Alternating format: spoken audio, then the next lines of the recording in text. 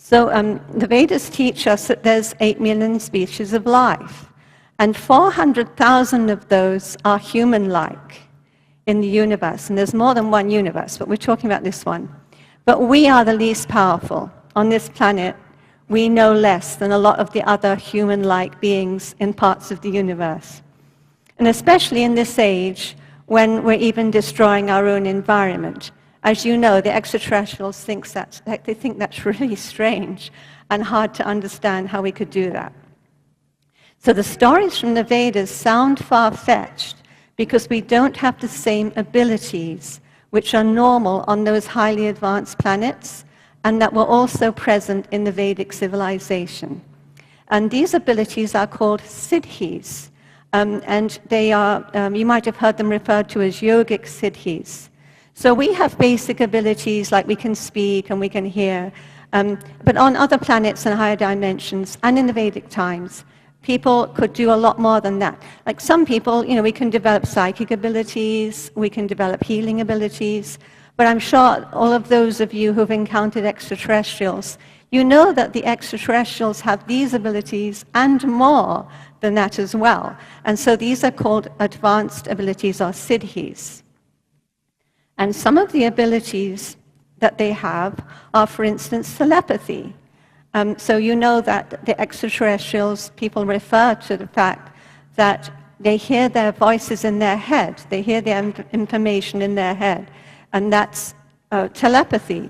And it doesn't matter what language that you speak, or even if there's lots of people together speaking different languages, or in one of those situations where you're learning something from an extraterrestrial, they all understand, we all understand it in our heads, so that's telepathic. Then there's the Antardana Siddhi, which is invisibility. So the people can make themselves invisible, but also the vimanas, or the spaceships, can become invisible. And that's called Antardana Siddhi. And that sometimes there could be a lot of vimanas, or spaceships in the sky, and we couldn't see them, because they do that. Or sometimes someone sees the vimana or the spaceship, and others can't. They can make themselves visible to certain people and not others. Another ability is to hear or see at a great distance, which is remote viewing, of course. And the power to heal by bringing through energy. They can do that as well, even without technology, but some of them have advanced technology for that. And the ability to assume different forms or generate illusory forms. Very convenient if you are being attacked by something. So there's examples of our craft, jets, military jets, going after UFOs, and then the UFO disappearing and appearing somewhere else. Now, of course, it can move that fast, but also they can generate an illusory form, so we think it's there and it's really gone. And they can do that as well. Another ability is the Lagima Siddhi, and that's levitation. So the levitation or anti-gravity, using sound vibration or mantras, and sometimes in a certain kind of field, possibly magnetic field or something, huge stone megaliths can be moved easily. And that's how all these things could have been built, of course. And the Anima and Mahima Siddhis, that are abilities to change the size of objects, all living beings, without disrupting their structure. The Prapti Siddhi, the ability to move objects through the ether and bypass physical objects. Now, that sounds like Star Trek, but we know it's true because in Puerto Rico, I've interviewed people that have seen spaceships disappear into the mountain. There's a mountain called Mount Britain, and it's in the El Yunque rainforest. And they see these ships going in there, and then they climb up. People have climbed up to where the ships have disappeared, and there's no cave, there's no doorway, it's just the jungle. And the same thing with Laguna Cartagena, which is in southwest Puerto Rico. I've been there when it was drying up. It's flooded, of course, it flooded after that. But a few years ago, before all that happened, I was at Laguna Cartagena, and thinking, I know that the ships go in there, they've seen them go in there. There's no way. You're walking on the ground as the water's drying up, and there's no way, there's no door there. but it's an ability to go through the actual ground into the caves underneath. And it's normal for them. So in case you've just joined us, we're talking about the abilities that are normal on the higher advanced planets, and they're also in the Vedic civilization. And when we understand that, the Vedic texts, the Vedic literature, makes so much more sense. Then you know it's not just a legend or a fairy story, but these ETs have these abilities. The Vedas describe time in cycles, just like the seasons. We go through various seasons. We also go through various seasons in the universe. The Vedas explain that there are many universes. Each universe has a Brahma, which is a position, not just a person. It's like the manager of the universe. Each day of Brahma is 4.32 billion years for us. And there are 14 Manvantara periods, each one lasting 71 Yuga cycles. Each Manvantara period ends with a partial devastation. The universe is described as being like a coconut with an ocean at the bottom, and sometimes that ocean rises at certain points for a partial devastation. We are in the 28th Yuga cycle of the 7th Manvantara period of the present day of Brahma. And there are 8 Divya Yugas in each Manvantara. And each one of these, and if you look at the very bottom, there's a Golden Age, which is Satya Yuga. You've probably heard these before. Silver Age, which is Treta Yuga. Bronze Age, which is Dwapara Yuga. And Iron Age, Kali Yuga, which we're in now. And in the present Kali Yuga, the Kali Yuga lasts 432,000 years. And so we are 5,000 years in to this Kali Yuga. And you see at the very bottom at the end, it says Kali Yuga. And we're in what's called the Sandhya period, which is the period between the yugas. And actually, it's a good time to be around, believe it or not, because it's easier to become more conscious. When you're in between the yugas, it's easier to, if you believe in reincarnation, you know that's what the Vedas teach, to get out of this whole wheel of being born and dying and going on. We actually can elevate ourselves more easily in these periods of Sandhya. Now, not only that, but what I learned about this particular Kali Yuga, it's a rare one. There's a mini golden age. We used to call it mini when I was studying this, but it's 10,000 years long. But that is actually a mini one compared to the bigger one, the bigger Satya Yuga. Now, that doesn't mean we're going to live for thousands of years or the world is going to be perfect, like it was really in the Satya Yuga.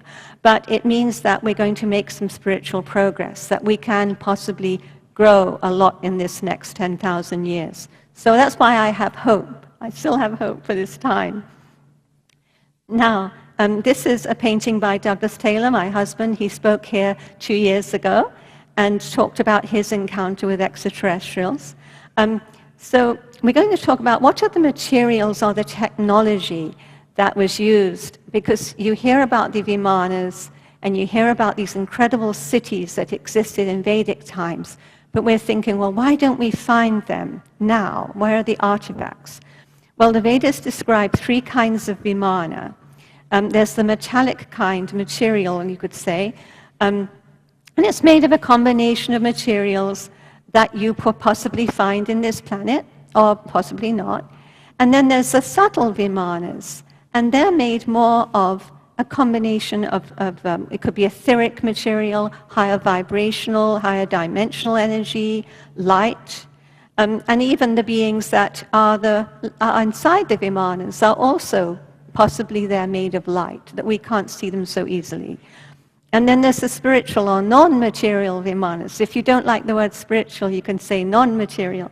That can fly beyond the material universe and beyond the higher dimensional universe into the spiritual universe. So this particular painting by Douglas is called Temple City. Of course, it's one of these higher planets. And in his experience, the ships of the spiritually advanced beings are made of a crystalline material. They told him that in his mind. And they're controlled by the consciousness of the occupants. And so this made me think about what I had learnt in Vedic texts. There's this particular crystal called Chintamani, and it's a touchstone.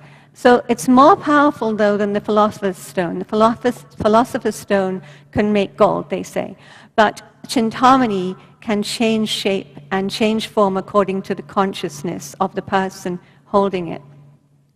So it's written in Sanskrit in the Brahma Samhita, Chintamani Prakasadmasu, which means that in the higher spiritual planets, higher spiritual worlds, the abodes that people live in are made of Chintamani, so they can take any form according to the desire. And if someone was holding it now, like a less conscious person, it could just be like a stone. So yeah, we really would love to find Chintamani, right? But it could appear just like a stone in your hand. So similarly, I think these higher vibrational craft are also made of Chintamani, and that's what the crystalline material is. In the Vedic descriptions of the great meeting places and the cities, which are called Pura, it is understood they could easily also move through space themselves. So therefore, a great advanced city could be manifested here on Earth for a certain amount of time, and then go somewhere else at the end of the last yuga. And that's why we can't find it. We can't just dig them up. And they had some very advanced technology. So next, we're going to learn about Kodama Mooney. Now, he's a very advanced soul who lived in a previous yuga, Satya Yuga, actually. This is a selfie he took and he sent us. If he could, he would, I'm sure. But he looks like your basic sage in India, but he was a lot more than that. And he lived in a very simple way by the river Saraswati and meditated and was absorbed in spiritual happiness for a long number of years. And this is a picture of him in the forest. And of course, then everything was here on this planet. There was food, everything was around us growing. It was like one of the higher, more advanced planets then. And he was so advanced that Vishnu himself appeared to him on Garuda. And I'll tell you some more about Garuda in a little while. Now, he was sent a beautiful wife who was a daughter of a king, and her name was Devahuti. And she was also highly spiritual advanced, and she didn't mind living happily in the forest, even though she'd lived in a palace before. But he wanted nothing for himself, but he really wanted to make her happy and do something for her. And so, out of love for his wife, he began thinking that wouldn't it be great if I could take her to all these beautiful places in the universe, these higher planets. I could take her on a journey. And he imagined about a beautiful Vimana, a beautiful spacecraft, that he could take her to these places. He'd been to them in his mind with the Manujala city. Of course, he couldn't move with his mind to see those beautiful places. But he imagined that the Vimana, or the aerial, palatial, beautiful place that they would go in, would be an aerial mansion, would have furniture and be comfortable, and it would have flowers and nature and birds. And so then it manifested. And I'll show you the picture. And that's an artist's impression of what it would be like. So this is important because it helps us realize how the really advanced ships, how they could actually manifest and not be put together just with engineering. We couldn't do it with engineering. So Kodama was astonished. It actually says he was astonished because he wasn't trying to get the Vimana. His ego wasn't involved in this creation. He wasn't trying to get the fanciest Vimana on the block next to the neighbor's Vimana or something. He had very advanced consciousness, and he had gained more siddhis, or abilities. And being free from any ego, he had tuned into the universal supply and the consciousness of the Vimana, being also conscious in itself, and it had been drawn to him. And it is described that he traveled with his wife to the beautiful gardens and lakes in the higher parts of the universe, and the Vimana contained precious stones and crystals and real birds, as well as artificial birds, which we could think of as being virtual birds. And it actually describes the real birds thought the virtual birds were real. That's how real they looked. And bird song could be heard throughout the Vimana. It could also have looked like this, like one of Douglas's paintings. And to quote the Vedas, it says, coursing through the air in this great aerial mansion, which could fly at his will, and you've been hearing about that already when Grant Cameron was speaking, about the will of the pilot leading the craft. It could fly at his will. He surpassed even the Vaimanikan, which are the advanced beings who travel in Vimanas all the time, who are in the higher planets. Because on Earth, not everyone had Vimanas, even in the beautiful golden age. But the people on the higher planets did. But he even surpassed them with this incredible Vimana spaceship.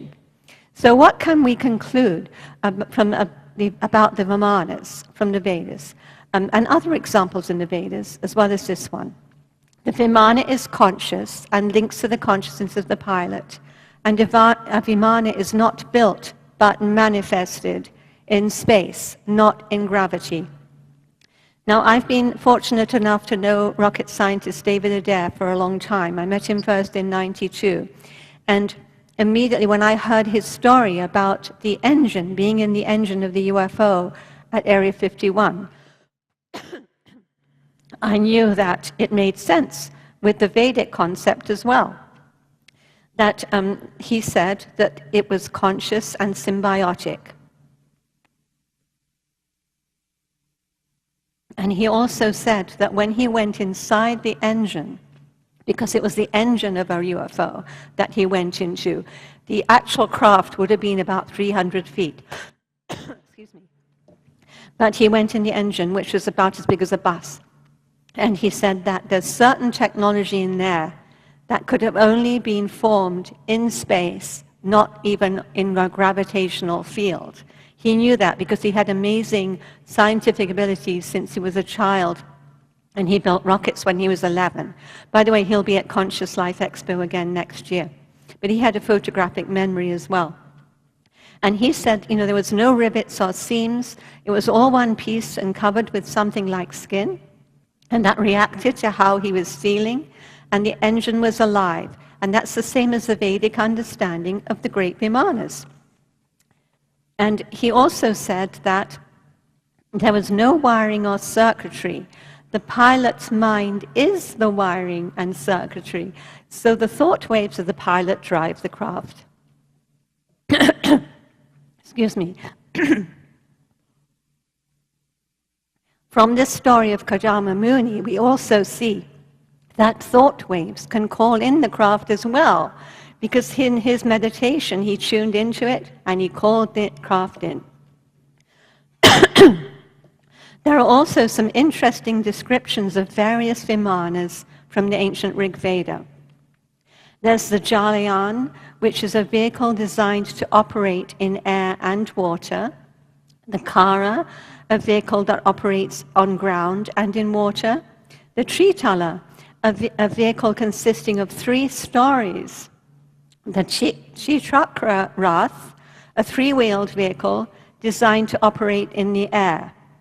And I actually take issue with that translation because that means there's 3 circular shapes if it's a chakra, Chitrakra, that go round. They don't have to be wheels, though. They could be something else.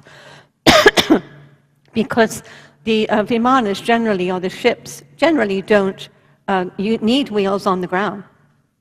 So then the Vayurath, which is a wind-powered vehicle, and the Vidyut Rath, which is a vehicle that might need power to be operated. Now we're going to talk about highways in space. So this picture was actually from an article in Popular Science in September 2009. And it was titled, "Scientists Map Out Gravitational Space Highways." And it explains that there are gravitational channels that could serve as highways for future spacecraft. And the idea is that we would still be using our fuel-powered rockets, but they would be helped along by these gravitational highways. That is still primitive, according to the Vedas. That's still primitive, because something better is already described about highways. That there are roads through outer space, or celestial highways. Now, this was in my dreams in childhood, too, when I saw that little bus UFO.